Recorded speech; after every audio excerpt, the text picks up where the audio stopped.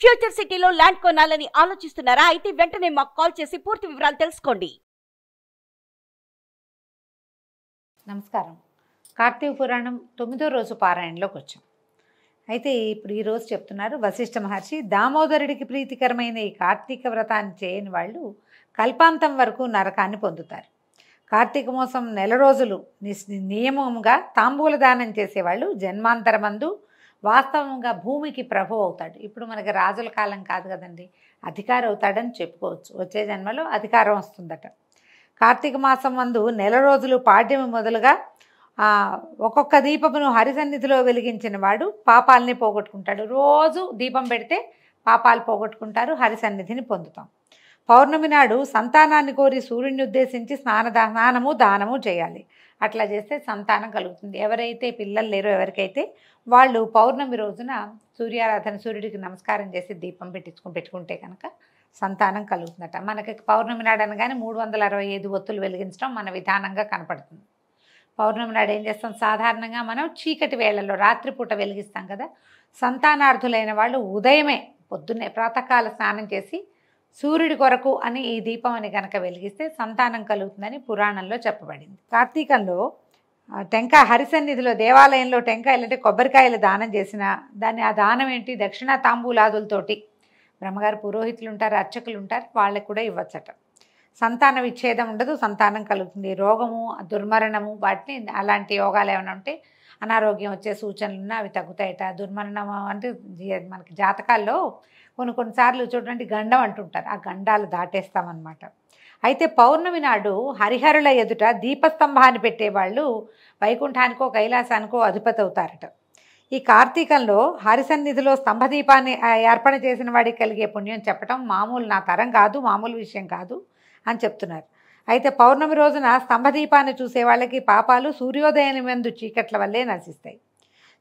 స్తంభాన్ని సమర్పించడం ఎట్లా, శాలిధాన్యము, వ్రీహిధాన్యము, నువ్వులు ఉంచి దీపాన్ని పెట్టాలి. స్తంభదీపం అంటే ఏమిటి, శిలలతో కానీ కర్రతో కానీ స్తంభాన్ని చేయించి దేవాలయం ఎదురుకుండా పాతిపెట్టి దాని మీద దీపం పెట్టేవాడు హరిభక్తి కలిగిన వాడు, హరిప్రియుడు అవుతాడు. ఈ స్తంభదీపం ఏమిటి అంటే, ఇది ఎట్లా మనం నేల మీద దీపాలు పెడతాం కదా, అలా కాకుండా ఎత్తుగా ఏదైనా ఏర్పరిచి ఎత్తు మీద దీపం పెడితే ఎక్కువ దూరం వరకు వెలుగు కనపడుతుంది. మనకి ఇప్పుడు ఏం తెలుసు, దేవాలయాల్లో మన ప్రాంతాల్లో అన్ని చోట్ల కూడా ఆకాశ దీపాన్ని వెలిగిస్తారు. ఇళ్ళ దగ్గర కూడా మా చిన్నప్పుడు అంటే ఆకాశ దీపం పెట్టే పద్ధతి ఉండేది. ఇప్పుడు ఎవరు పెడుతున్నారో ఆకాశ దీపాలు ఈ గాలికి ధూళికి ఉండవని మనం పెట్టట్లేదేమో కానీ దేవాలయం దగ్గర కనిపిస్తుంది. దాన్ని తాడేసి కట్టి పెడతారు, సాయంకాలం కానీ దీపం వెలిగించి ఇట్లా పైకి లాగి పైన కడతారు. ఆకాశ దీపం మంచిదట. మన ఇంట్లో కనుక అవకాశం ఉంటే వాకిట్లో ఎక్కడైనా వేళ్లాడు కట్టే దీపాన్ని పెట్టగలిగితే చాలా మంచిది. దాంతోపాటుగా ఇట్లా అద్భుతమైన తిథులుగా చెప్పబడుతున్నటువంటి ద్వాదశి, చతుర్దశి, పౌర్ణిమ, అమావాస్య ఈ రోజుల్లో కనుక దీపస్తంభాన్ని అంటే ఎత్తైన దీపాన్ని అరేంజ్ చేస్తే చాలా మంచిది. దీనికి ఏంటంటే శాలిధాన్యము, ధాన్యం పోస్తాం. శాలి, వ్రీహి ఆ కాలంలో పండేవండి, ఇప్పుడు మనకు అవేమి తెలియవు. మామూలే ఒడ్లు పోయటము, బియ్యం పోసినా కూడా పనికొస్తుంది. ఒడ్లు కాసిన నువ్వులు పోసి దాని మీద దీపాన్ని పెట్టాలి. ఈ దేవాలయం దగ్గర పెట్టినా కూడా మంచిదే. వాకిళ్లలో కూడా ఇప్పుడు మనం ఆ రోజున పౌర్ణమి నాడు దీపాలు పెడతామా, మధ్యలో ఏదైనా స్టూల్ లాంటిది వేసి ఎత్తుగా అలా పెట్టచ్చు. మనకు పొడుగాటి దీప పుందులు వస్తాయి కదండి, ఇత్తడివి, వెండివి. శక్తి అనుసారం కొనుక్కుంటాం అనుకోండి, ఇంత పొడుగు కాడు ఉంటుంది, సౌందర్యవంతంగా ఉండేదే, అంతకంటే ఏం లేదు. మనం అయితే అలాగే కొనుక్కుంటున్నాం. ఆ ఎత్తుగా ఉండే దీపారాధన కుందిని వాకిట్లో పెట్టండి, హరిప్రీతి కోసం చాలా మంచిదట. మతంగ మహాముని ఆశ్రమం అనేక వృక్షాలతో కూడింది, ఒకటి అద్భుతంగా ఉండేదట. అక్కడ ఒక విష్ణు ఆలయం ఉండేది, ఆ ఆలయం చుట్టూతా పెద్ద తోట ఉండేదట. ఈ కార్తీక వ్రతం చేసుకోవాలని భావించిన మునీశ్వరులు అక్కడికి వచ్చి ఏం చేశారు, విష్ణువుని ప్రతిరోజు షోడశోపచారాలతో పూజించారు. వాళ్ళు అత్యంత భక్తియుక్తులై హరిద్వారాల యందు దీపమాలల్ని సమర్పించారు, వ్రతాలు చేశారు. అందులో ఒక ఆయన ఏం చెప్పాడంటే, ఓ స్నేహితులారా అందరూ వినండి, ఇలా మనం కనుక ఈ కార్తీక మాసంలో దీపస్తంభాన్ని ఏర్పరిస్తే శాశ్వత గోలోక నివాసిగా మనం ఉండొచ్చు, వైకుంఠలోక నివాసిగా ఉండొచ్చు. కాబట్టి మనం కూడా ఆలయంలో స్తంభదీపాన్ని పెడదాము. ఇవాళ కార్తీక పౌర్ణమి కదా, సాయంకాలం స్తంభదీపం పెడితే హరికి అత్యంత ప్రీతిపాత్రం. స్తంభాన్ని చేయించి దాని మీద కార్తీక పౌర్ణమి నాడు సాయంకాలం దీపం పెడితే పాపాలన్నీ నశిస్తాయి అనేసరికల్లా అందరూ దానికి ప్రయత్నం చేద్దాం అనుకున్నారు. వాళ్ళు ఏం చేశారు, అదంతా చిన్న శిష్య ప్రశిష్యులందరినీ పంపించారు. ఏదైనా కాస్త ముద్దు ఒకదాన్ని తీసుకురమ్మంటే వీళ్ళు అదంతా వెతికి, ఆ తోట ఉంది కదా చుట్టూతా, ఒక కొమ్మలు ఆకులు లేని ఒక వృక్షం యొక్క మొద్దు, ఏమీ లేవు, దానికి ఏం లేవు, ఎండుగా అలా ఉంది. కొన్ని కనపడతాయి చూడండి, అట్లాగా ఎండుగా ఉంటుంది, ఆకులు గీకులు అన్నీ రాలిపోయి ఉంటాయి, ఏమీ ఉండదు దానికి, పచ్చ చిగురు రాదు పాడు రాదు, ఒట్టిగా అట్లా ఎండు కట్టెల్లాగా ఉండేవి కొన్ని కనిపిస్తాయి. శాపగ్రస్తమైనవి అవేం చెప్తారు, చెట్టు అంటే పచ్చగా ఉండాలి, పచ్చగా లేదంటే అది శాపగ్రస్తమైందని. అయితే వీళ్ళు చూసి ఏం చేశారు, ఆ మొద్దును చూసి ఇది బాగుందని దాన్ని తీసుకొచ్చి దేవాలయం ఎదురుకుండా పెట్టి దాని మీద శాలి వ్రీహి తిల్లలు అన్నీ వేసి దీపంలో పోసారని కొన్ని చోట్ల చెప్తారండి. ప్రమిద పెట్టి దాంట్లోనే వ్రీహి శాలి నువ్వులు అన్నీ పోసి నూనె కూడా పోసి దీపం వెలిగించారని చెప్తారు ఒక చోట. కొన్ని చోట్ల అవన్నీ ధాన్యాలు పోసి దాని మీద దీపాన్ని పెట్టానంటారు. మీ అవగాహన బట్టి చేసుకోవచ్చండి, మన అవగాహనే, అందుకంటే ఏం లేదు. అయితే దీపాన్ని వెలిగించి చాలా ఆనందంగా ఏం చేశారు, యువతలకు వచ్చి కూర్చుని మండపంలో, దాని పక్కన ఉన్న మండపంలో కూర్చుని మనం హరికథలు ఏవో చెప్పుకుంటున్నారు. చెప్పుకుంటుంటే ఏమైంది, చాలాసేపటికి ఆ దీపం వెలిగి అంత వెచ్చబడింది వాతావరణం అంతా. క్రమంగా అందరూ చూస్తూ ఉండగానే ఆ చెక్క వీళ్ళు పెట్టారు కదా ఒక పెద్ద చెట్టు మొద్దు, అది ఢామ్మని పగిలి అందులో నుంచి దివ్య రూపాన్ని ధరించిన ఒక వ్యక్తి బయటకు వచ్చాడు. వీళ్ళందరూ గబగబా వెళ్ళారు ఆ మండపాన్ని వదిలిపెట్టి, ఏమిటో మోత అయిందని. అది చూసేసరికల్లా అందులో నుంచి మనిషి వచ్చి, పోయి ఎవరు పోయి నువ్వు ఇలా మొద్దులాగా ఎలా మారేవు, ఆ విషయం అంతా త్వరగా చెప్పు అని అడగంగానే ఆయన పరిపరి విధాలు దండ ప్రణామాలు చేస్తూ అతను ఏమన్నాడంటే అందరికీ దండం పెట్టి చేతులు జోడించి చెప్పేట, బ్రాహ్మణోత్తములారా, నేను పూర్వమందు బ్రాహ్మణుణ్ణు, రాజ్యాన్ని పాలించేవాణ్ణి, ధనము గుర్రములు ఏనుగులు రథాలు కాల్బంటులు మొదలైన సమస్త సంపదలు కలిగి ఉండి కూడా దయాశూన్యుడనే దుష్ట ప్రవర్తన కలిగి ఉండేవాడిని. వేదశాస్త్రాలు చదవలేదు, హరిచరిత్రను వినలేదు, తీర్థయాత్రకి పోలేదు, స్వల్పమైన దానం కూడా చేయలేదు, దుర్బుద్ధితో ఏ పుణ్యకర్మలు నేను చేయలే. నిత్యము నేను ఉన్నతాసనమునందు కూర్చుండి వేదవేత్తలు సదాచారవంతులు పుణ్యపురుషులు దయావంతులు సదాశ్రయకాములు ఒక బ్రాహ్మణులను నా ముందు నీచాసనాల్లో కూర్చుండే నియోగించి వారికి అభిముఖంగా పాదాలను చాచి ఉండేవాడిని. వారికి ఎన్నడూనూ ఎదుర్కొని నమస్కారాలు చేయలేదు, వారి ఇష్టార్థములను ఇవ్వలేదు. పూర్వ సర్వకాలాల్లోనూ వాళ్ళకి ఏనాడు దానం ఇవ్వలేదు. ఒకవేళ ఎప్పుడైనా దానం ఇవ్వక తప్పకపోతే ధనం లేకుండా ధారాదత్తం చేసి ఇగో రేపు ఇస్తాను అని వాళ్ళ ధారపోయటం, రేపు ధనం ఇవ్వకపోవటం. మాటిస్తారు కొంతమంది, పాతకాలం ఏం చేసేవాళ్ళంటే ధారాదత్తం చేయటం, ధారపోసి రేపు మీకు దానం చేస్తాను అని ధారపోయటం, కానీ రేపొద్దున ఇవ్వకపోవటం, అలా చేసేవాళ్ళు అనమాట. ఇస్తాననేవాడు కానీ నేను ఎవరికి ఏనాడు ఇవ్వలేదు. పైగా బ్రాహ్మణుల దగ్గర ఏమంటే మీ దగ్గర 10 రూపాయలు ఉన్నాయని తీసుకుని నా పని చేసుకునేవాడిని, వాళ్ళు మళ్ళీ తిరిగి ఇచ్చేవాడిని కాదు. ఇట్లా దుర్బుద్ధితో దినాలు గడిపాను. ఆ దుష్కృత కర్మ చేత చచ్చి నరకంలో అనేక యాతనలు పడ్డాను, ఎన్ని ఇబ్బందులు పడ్డానో నేను. ఆ తర్వాత భూమికి వచ్చి 52,000 సార్లు కుక్కగా జన్మించాను. అనంతరం 10,000 మార్లు కాకిగా జన్మించాను. ఆవల 10,000 మార్లు తొండగా జన్మించాను. పిమ్మట 10,000 మార్లు పురుగుగా ఉండి మలాసిగా ఉన్నానంటే మలంలో ఉండే పేడ పురుగుగా జన్మించాడనమాట. తర్వాత 1,000,000 సార్లు వృక్షంగా పుట్టి చివరికి 1,000,000 మార్లు స్థాణువుగా కూడా కాలం గడిపాను. అనేక విధములుగా పాపకర్ముడైన నాకు ఇప్పుడు అనేక రకాల విధాలైన పాపాలు చేసిన నాకు అనేక విధాలైన జన్మలు లభించినాయి. చివరికి ఇవాళ దుర్లభమైన ముక్తి కలిగింది. దీనికి కారణం ఏమిటో నాకు తెలియలేదు. కాబట్టి మీరు దయావంతులైన మీరు చెప్పండి. మీ దర్శనం వల్ల నాకు జాతి స్మృతి కలిగింది, నేను ఎవరు ఏమిటి అనేది నాకు తెలిసింది. నా పూర్వపాపం ఇట్టిదని పలికి ఇది ఇలాంటి పాపం చేశాను నేనని చెప్పాడు. అదంతా వినేసరికి వీళ్ళంతా ఆశ్చర్యపోయారు. ప్రత్యక్ష మోక్షం ఇస్తుంది కార్తీక మాసము, అప్పటికప్పుడు ఫలితాన్ని ఇస్తుంది. రాతికోయకు కూడా మోక్షం ఇచ్చింది. ఈ పౌర్ణమి చాలా మంచిది, వచ్చే పౌర్ణమి ఇది చాలా విశేషం. ద్వాదశి నాడు పెడితేనే ఇంత అద్భుతమైన ఫలితం ఇస్తే పౌర్ణమి నాడు పెడితే ఇంకా ఫలితం ఇస్తుంది. ఇలాగా రకరకాల మాటలు మాట్లాడుకుంటుంటే అప్పుడు ఇతను అడిగాడనమాట, అయ్యా మతంగ మహర్షిని అడుగుతున్నాడు, మోక్షం దేని వల్ల కలుగుతుంది, ఏం చేస్తే, దేని చేత బద్ధుడవుతాడు, దేని చేత కర్మబద్ధుడవుతుంటాడు, దేని చేత ముక్తుడవుతాడు, దేని చేత ప్రాణులకు ఇంద్రియాలు వస్తాయి, ప్రాపకమైన జ్ఞానం ఎట్లా కలుగుతుంది, ఇదంతా నాకు చెప్పండి అంటే అప్పుడు ఈ మునీశ్వరులలో ఉన్నటువంటి అంగిరస ముని అనే ఆయన్ని, అయ్యా మీరు చెప్పండి అంటే ఆయన ఇలా చెప్పడం మొదలుపెట్టాడు. ఒకప్పుడు కైలాసంలో పార్వతీదేవికి శివుడు పరమేశ్వరుడు ఆనతిచ్చిన విషయాలనే ఇప్పుడు నీకు చెప్పబోతున్నాను. ఏం చెప్తున్నారు, కర్మబంధము ముక్తి, కార్యము కారణము, స్థూలము సూక్ష్మము, ఇట్లా ద్వంద్వ సంబంధిగానే దేహం ఉంటుంది. జీవుడంటే ఎవరో కాదు, వేరే ఎవరో కాదు, నీవే. అప్పుడు నేనెవరిని అని నిన్ను నువ్వు ప్రశ్నించుకుంటే నేను బ్రహ్మనై ఉన్నాను, ఇది నిశ్చయము అన్న సమాధానం వస్తుంది. నేనెవరు అని ప్రశ్నిస్తే అహం బ్రహ్మాస్మి అని సమాధానం వస్తుంది. నేను ఇంతకుముందు లేను, రేపు ఉంటానో ఉండనో నాకు తెలీదు. నేను ఇప్పుడు నిత్యుడుగా ఉన్నాను, నేను ఇప్పుడు ఉన్నాను. ఈ నేనేనా అంటే చెయ్యినేనా, ముక్కునేనా, కాళ్ళనేనా, కన్నునేనా అంటే అదేది నేను కాదు. చెయ్యి లేకపోయినా ఉంటాం, కాళ్ళు లేకపోయినా ఉంటాం, కన్ను లేకపోయినా ఉంటాం.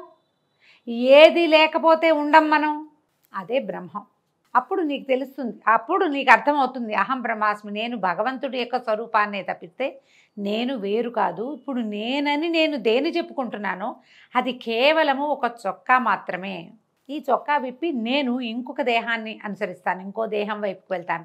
ఆ దేహం కూడా అదేదో అవతారమూర్తిగా ఉన్న దేహం కాదు. మళ్ళీ గర్భస్థ శిశువుగానే నేను పురుక్కో, పుట్రకో, ఎలుక్కో, పిల్లికో, కుక్కకో, లేకపోతే మనిషికేనో మళ్ళీ రూపధారిగా అవుతాను. ఈ రూపధారిగా ఉండటానికి ఇది నేను అక్కడ ప్రవేశిస్తేనే ఆ రూపధారిని అవుతాను. అంటే రూపము నేను కాదు, నేను వేరు. నేనెవరంటే అహం బ్రహ్మాస్మి అనే సమాధానం లభిస్తుంది. ఎవరికైనా సరే ఆ బ్రహ్మ పదార్థం ఏమిటో తెలియాలి కదా. ఆ తెలియటానికి ఏమిటంటే అప్పుడు ఇతను అడిగాడనమాట, ఈ పదార్థ జ్ఞానం ఎలా కలుగుతుంది, నేను బ్రహ్మని, నేను భగవంతుడి యొక్క స్వరూపాన్ని అని ఎలా తెలుస్తుంది? ఈ కష్టాలన్నీ నావే, ఈ సుఖాలన్నీ నావే, ఈ ప్రజ్ఞంతా నాదే, ఈ కష్ట నిష్ఠూరం అన్నీ నావే. ఏదైనా సమస్య వస్తే మాత్రం దేవుడా ఇలా ఎందుకు చేశావు అని మాత్రమే నేను అడుగుతాను అనుకుంటాం మనం. కానీ ఇది నేను అవునో కాదో మనకు ఎట్లా తెలుస్తుంది? ఈ పదార్థం నేను అనేది లోపల ఎవడైతే ఉన్నాడో అతడే బ్రహ్మ అని మనకి ఎట్లా తెలుస్తుంది అని అడిగితే ఇప్పుడు అంగిరసులు చెప్తున్నారు. చాలా పెద్ద మ్యాటర్ అండి, ఉన్నదే చదువుతున్నాను నేను. అంతఃకరణానికి, తద్వ్యాపారాలకి, బుద్ధికి సాక్షి సత్తు చిత్తు ఆనందరూపి అయిన పదార్థమే ఆత్మ అని తెలుసుకో. దేహము కుండవలే రూపాధివత్తుగా ఉన్న పిండశేషము ఆకాశాది పంచభూతాల వల్ల పుట్టింది అయిన కారణంగా ఈ శరీరము ఆత్మేతరమైనదే తప్ప ఆత్మ కాదు. సింపుల్గా చెప్పుకుందామండి, రకరకాల పదార్థాలతో మన శరీరం తయారవుతుంది, కానీ ఈ శరీరము ఆత్మ కాదు. మరణించినప్పుడు శరీరం తగలబడిపోతుంది, లేదా మట్టిలో కలిసిపోతుంది. ఏదో ఒక రకాల విధానాల వల్ల, ఆయా జాతుల విధానాల వాళ్ళతోటి మట్టిలోకి వెళ్ళిపోతుంది. కానీ ఈ శరీరాన్ని నిలబెట్టి ఉన్నది ఏదైతే ఉందో అది చిలక లేచిపోయిందంటాం మనం, హంస వెళ్ళిపోయిందంటారు. హంస లేచిపోయింది, చిలక లేచిపోయింది. ఈ లేచి వెళ్ళిపోయినటువంటి చిలుకో హంసో ఇంకొక స్వరూపాన్ని తీసుకుంటుంది, అది తనంతట తను తీసుకోదు. ఎవరు తనకి రుణపడి ఉంటారో, లేదా తనెవరికి రుణపడి ఉందో, తన తాలూకు కర్మానుభవం ఏదైతే ఉందో దాని వశాత్తు, దాని ప్రభావం చేత అది ఏ రకంగా తనని తీసుకెళ్తుందో ఆ రకంగా ప్రయాణం చేసి, ఒకవేళ అత్యద్భుత కర్మాలు ఆచరించి ఉంటే గనక, ఏదైనా చాలా పుణ్యం ఉంటే స్వర్గాది లోకాలని అనుభవించటమో, లేకపోతే సాయుజ్య సామీప్య సాలోక్య సారూప్య ముక్తుల్లో ఏదైనా ఒకటి అనుభవించగలిగే అవకాశం కనుక లభిస్తే అక్కడికో, లేదా కర్మవశాత్తు తిరిగి జన్మించవలసిన కనుక అవకాశం కనుక ఉంటే, అవసరం ఉంటే ఆయా ప్రాణుల యందు, ఎలాగా పిపీలు కాదు బ్రహ్మ పర్యంతం, పిపీలు కాదు మానవ పర్యంతం, చీమ, పురుగు, పుట్ర, పాము, పిల్లి, ఎలుక, మేక, ఏనుగు, వీటన్నిటితో పాటుగా మానవులు కూడా, ఇవన్నీ స్వరూపాలే కదా భూమి మీద పుట్టేవి. అక్కడ సృష్టికి స్వరూపంగా అక్కడ మళ్ళీ జన్మిస్తుంది, అక్కడ జన్మిస్తాం మనం. ఇదే జనన మరణ చక్రం తిరుగుతూ ఉంటుంది. ఈ జనన మరణ చక్రం ఎప్పుడు ఆగుతుంది? మనకి కర్మలు నశించి పుణ్యబలం పెరిగితే ఆ సైకిల్ అక్కడ ఆగి మనం మళ్ళీ పుట్టవలసిన అవసరం లేకుండా ఏదైనా ఒక ముక్తి మనకి లభించవచ్చు.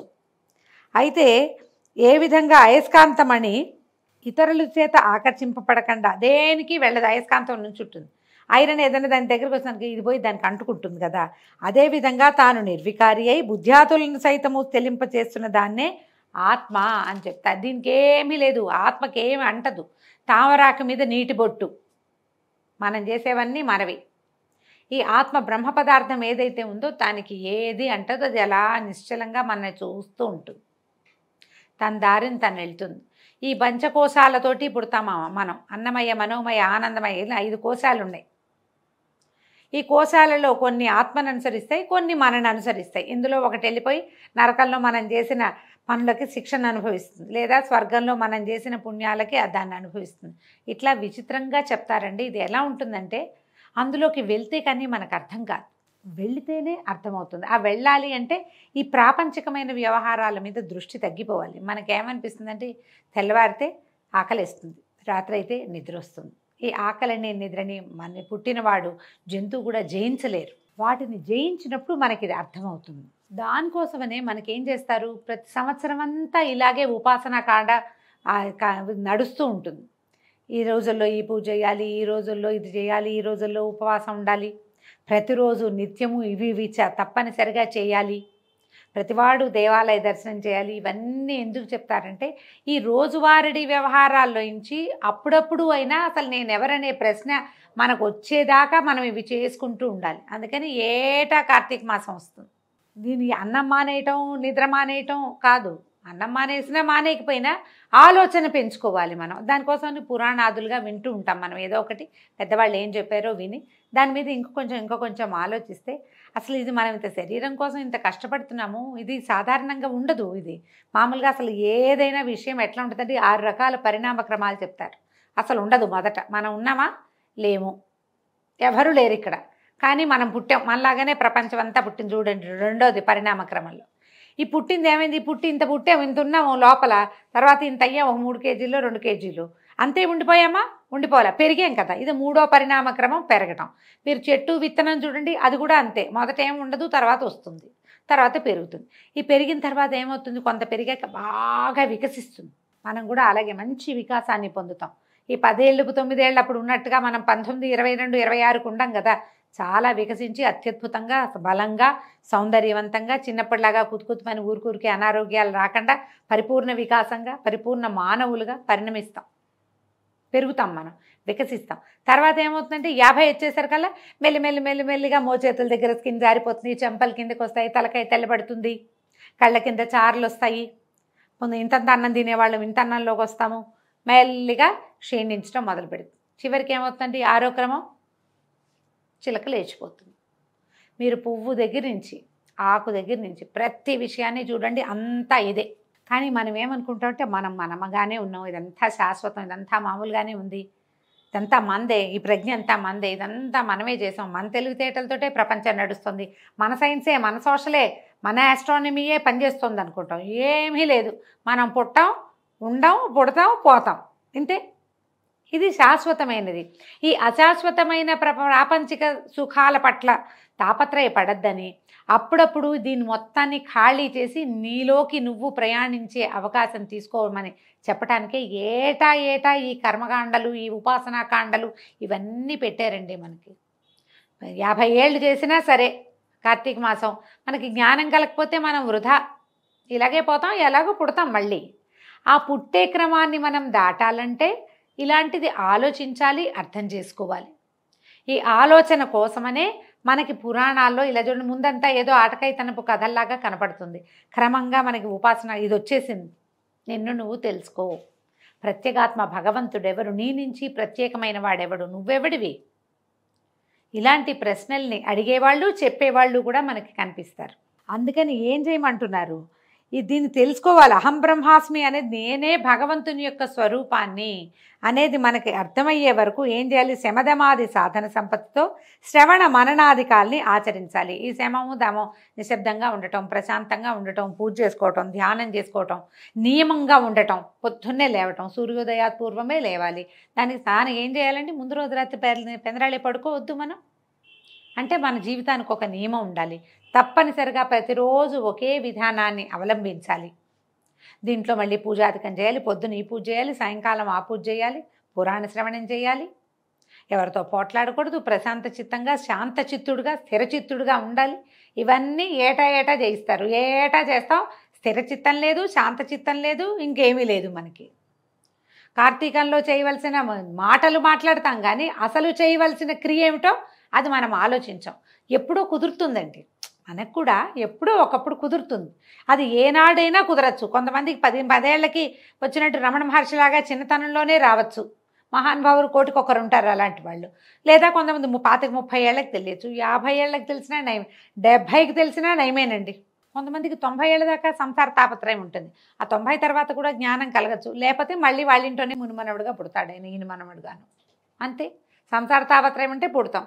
తాపత్రయాన్ని అణుచుకోగలిగామా మనం ఇందులోకి ప్రవేశిస్తాం. అందుకని ఏం చేస్తున్నారు, శ్రవణ మననాదికాల్ని ఆచరించమంటారు. బాగా వినండి, విన్నదాన్ని మననం చేసుకోండి, మళ్ళీ దాని మీద ఆలోచించండి, నామపారాయణ చేయండి. భగవన్ నామం ఒట్టి నోటితోటి ఉచ్చరించకుండా నామం తాలూకు అర్థంలోకి ప్రవేశించండి. లోపలికి వెళ్ళటం, లోపలికి దారి, లోపలికి ప్రయాణం ఏమిటి అనేది ఆలోచించాలి. తర్వాత ఏం చెప్తున్నారు, అందుకని ఇప్పుడు ఎప్పుడైతే మనకి శృతి వలననో అంటే ఏదైనా బాగా విని విని విని క్రమంగా అర్థమయ్యో, లేదా గురు కటాక్షం వల్ల, ఎవరైనా మనకు ఆధ్యాత్మిక గురువు యొక్క కటాక్షం వల్ల దాని అంతటే తాదాత్మ్య బోధ స్థిరపడుతుంది, తెలుస్తుంది ఎప్పుడో ఒకటి మనకి, ఇది మనం కాదు, ఈ శరీరం మంది కాదు, నిష్కామ కర్మ ఏమిటి అనేది మనకు అర్థమవుతుంది. అప్పుడు ఈ వర్తమాన సంసారం లంపటం దానికి అదే పుట్టుకుని తెగిపోతుంది. అయినా కొంతకాలం ప్రారంధ కర్మ పీడిస్తుంది, కొంతకాలం అది కూడా క్షయం అవ్వడంతో పునరావృత్తి రహితమైన స్థాయిని చేరుతాం. దాన్నే ముక్తి లేదా మోక్షం అంటాం. అందువల్ల ముందుగా చిత్తశుద్ధి కోసం కర్మిష్ఠులుగా ఉండి తత్ఫలాన్ని దైవార్పణం చేస్తూ ఉండటం వల్ల ప్రారబ్ధాన్ని అనుసరించి ఆ జన్మలోనే కానీ లేదా ప్రారబ్ధ కర్మఫలము అధికమైతే మరు జన్మలోనైనా వివిధ మోక్ష విద్యాభ్యాసన పరులై జ్ఞానులై కర్మబంధాన్ని తెంచుకుని ముక్తులవుతారు. నాయన బంధించేవి ఫలవాంఛిత కర్మలు, ముక్తినిచ్చేవి పరిత్యాగ కర్మలు. ముక్తినిచ్చేవి నాకు అది కావాలి, ఇది కావాలి, ఇది కావాలి, అది ఇస్తా, ఇది ఇస్తా అని దేవుణ్ణి అడిగి ఈ కార్తీక మాసంలో ఉపవాసం ఉంటే పరమేశ్వర నువ్వు ఐశ్వర్యకారకుడు, నాకు ఐశ్వర్యాన్ని ఇవ్వు అని అడిగితే ఐశ్వర్యం, నువ్వు ముక్తి ప్రదాతవి, నువ్వు ముక్తి నివ్వు అని అడిగితే ముక్తికి వెంటనే మార్గం రావచ్చు, తదుపరి జన్మల్లో అయినా రావచ్చు అని చెప్పారట. అయితే ఈ ఉద్భూత పురుషుడు కర్మని గురించి అడుగుతున్నాడు అనమాట. ఈ కర్మలు ఏమిటి, ఎట్లా ఉంటాయి ఏంటంటే, దీనికి సుఖదుఖాది ద్వంద్వాలన్నీ దేహానికే నాయనా, తదతీతమైన శరీరానికే ఇవన్నీ, ఆత్మకి లేవు. ఎవడైతే ఆత్మ అనాత్మ సంశయగ్రస్తుడిగా ఉంటాడు, నేనెవరో ఈ లోపల ఉన్నవాడెవడో తెలియదు, వాడికి చేసుకుంటూ పోతూ ఉంటాడు, వాడు మాత్రం కర్మలు చేసి తద్వారా చిత్తశుద్ధిని పొందిన వాడే ఆత్మజ్ఞాని కావాలి. దేహధారి అయిన వాడు తన వర్ణాశ్రమ విద్యుక్తాలైన స్నాన శౌచాధిక కర్మలను తప్పకుండా చేసి తీరాలి. దీనికి మనం ఎప్పుడు చెప్పుకుంటామండి, స్వధర్మ నిధనం శ్రేయ, స్వధర్మ నిధనం చేయాలి. మీరు ఒక ఇంట్లో పుట్టారు, ఆ ఇంట్లో కార్తీక మాసం ఆచరిస్తారు, అబ్బా నాకు ఇవన్నీ బోరబ్బా అని మానేయకూడదు, చేయాలి. మీ ఇంట్లో అదేదో పద్ధతి ఉంది, అక్కడెక్కడో గుళ్ళోకి వెళ్ళి అక్కడ దీపం పెట్టొస్తారు మీ నాయనమ్మ తాతమ్మ అందరూ అక్కడ పెట్టేవాళ్ళు, వెళ్ళాలి మనం కూడా, దాన్ని మానకూడదు. మనం ఎక్కడ పుట్టామో ఎక్కడ ఉన్నామో దానికి తగిన విధి విధానాల్ని అనుసరించి తీరాలి. క్రమంగా ముక్తిని పొందే మార్గం అది. నీకు ఇంకేం తెలీదు, పరబ్రహ్మ లేదు, ప్రత్యేగాత్మ లేదు, మనకు అసలు అర్థమే కాదు అది. కానీ ఏమర్థం అవుతుంది, మన తాత నాన్న చేశారు, అదే మనం కూడా చేయాలి. నాన్న మన తాతకి కర్మలు చేశారు, తాతకి తద్దినం పెట్టారు, మనం తండ్రికి చేసి తీరాలి. మా నాన్న అవన్నీ చేశాడు, పాతకాలం పద్ధతులు నేను చేయను అని అనకూడదు, చేయమని చెప్తున్నారనమాట. స్నానం చేయకుండా చేసే ఏ కర్మైనా ఏనుగు తిన్న వెలగపండులాగా నిష్ఫలమైపోతుంది. అందులోనూ బ్రాహ్మణులకి ప్రాతస్నానము వేదోక్తంగా ఉంది. ప్రాతస్నానం చేయలేకపోతే సూర్య సంచారం రోజువారీ చేయలేరు. సూర్య సంచారం ఉన్నటువంటి తులా కార్తీక మకర మాఘ మేష వైశాఖాల్లోనైనా చేయాలి. సూర్యుడు సంచారంలో ఉంటాడు, ఇప్పుడు తులారాశిలో ఉన్నాడు కదా. కార్తీకము మాఘము, కార్తీక తులేమో కార్తీక మాసంలో, మకరంలో సంచారమేమో మాఘమాసంలో, మేషంలో సంచారమేమో వైశాఖ మాసంలో అయినా సరే పొద్దున్నే స్నానం చేయి. మిగిలిన నెలలు మీ ఏర్పాటు మీది, అర్ధరాత్రి ఉద్యోగాలు అయితే చేయగలిగేది ఏం లేదు, పొద్దున్నే చేయలేము, అనారోగ్యం. ఈ ప్రత్యేక మాసాల్లో అయినా చేయాలి. తర్వాత ప్రాతకాలాలు ఇలా స్నానం చేస్తే వైకుంఠం లభిస్తారట. చాతుర్మాస్యాది పుణ్యకాలాల్లో, సూర్యచంద్ర గ్రహణాల్లో, పర్వాలలో, అలాంటి పర్వదినాల్లో స్నానం చాలా ముఖ్యమైనది. గ్రహణంలో గ్రహణకాల స్నానమే ముఖ్యము. సర్వకాలాల ఎందును బ్రాహ్మణులకు, పుణ్యకాలాల్లో సర్వ ప్రజలకు, సర్వకాలాల్లోనూ బ్రాహ్మణులు చేసి తీరాలండి. మిగిలిన జాతులందరికీ కూడా మనం అదే కదా మాట్లాడుకుంటామండి. కులాల పేరు ఎత్తుతున్నాను పురాణంలో అనుకోకండి, అందులో ఏం చెప్పారో మనం అది చెప్పుకోవాలి, అందుకని ఆ పదాలు చెప్తున్నాను అంతే. అందరికీ ఎవరికైనా సరే స్నానం, సంధ్య, జపం, హోమం, సూర్య నమస్కారాలు తప్పనిసరి. పొద్దున్నే లేచావు, సూర్యుడికి ఒక నమస్కారం పెట్టు తప్పకుండా. సూర్య నమస్కారం అనేది ఏంటంటే, మనకి తూర్పు తిరిగి దండం పెట్టు అని చెప్పరా అండి, మనకి చెప్తారు కదా ప్రతి మామూలు సామెత, తూర్పు తిరిగి దండం పెట్టు, పని అయిపోతుంది. ఎప్పుడైనా ఒకసారి దేవాలయం వెళ్ళాలి, ఎప్పుడైనా ఒకసారి పుణ్యతీర్థాలకు వెళ్ళాలి, ఎప్పుడైనా ఒకసారి నదీ స్నానం, ఎప్పుడైనా ఒకసారి సముద్ర స్నానం, ఎప్పుడైనా ఒకసారైనా దీపారాధన మనిషన్న వాడు చేసి తీరాలి అని చెప్తున్నారు. నువ్వు ఎలాంటి చేస్తావో, ఎలాంటి దైవ కార్యం చేస్తావో, ఎలాంటి ధర్మకార్యం చేస్తావో, ఏ రకమైన దానం చేస్తావో అది పూర్తిగా నీదే పద్ధతి.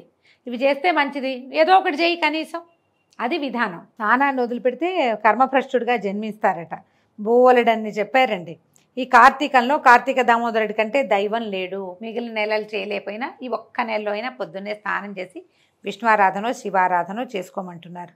ఇందులో ఏమిటంటే విష్ణువు ఈయన ఏం చేస్తాడు, లక్ష్మీ సమేతుడై ఆషాఢ శుక్ల దశమి అంతంలో అంటే ఆషాఢ శుక్ల ఏకాదశికి పాల సముద్రాన్ని చేరి నిద్రామిషతోటి, నిద్ర అనే పెడతాడు మిష, అంతే ఆయన పడుకుంటాడు. పునః హరిబోధిని అనేటువంటి కార్తీక శుక్ల ద్వాదశి నాడు నిద్రలేస్తాడు. ఈ మధ్యలో ఉండే 4 నెలల్ని చాతుర్మాస్యం అంటారు. హరికి నిద్రాసుఖప్రదమైన ఈ 4 నెలలు కూడా ఎవరైతే హరి ధ్యానము పూజలు చేస్తారో వాళ్ళకి పుణ్యము అనంతమై విష్ణులోకాన్ని పొందుతారు. అయితే పూర్వం ఒక పురాణ రహస్యం గురించి చెప్తున్నారు. కృతయుగంలో ఒకసారి ఆయన లక్ష్మీదేవితో సహా పాలకడల్లో సింహాసనాన్ని అధిష్ఠించి ఉంటే నారదుడు వెళ్ళొచ్చి ఈ మానవులంతా ఇలా ఉన్నారు, నానా రకాలుగాను ఉన్నారు, భగవంతుడిని తెలుసుకోలేకపోతున్నారు వాళ్ళు, అంటే ఎన్నో యుగాలు తిరిగినాయన్నమాట.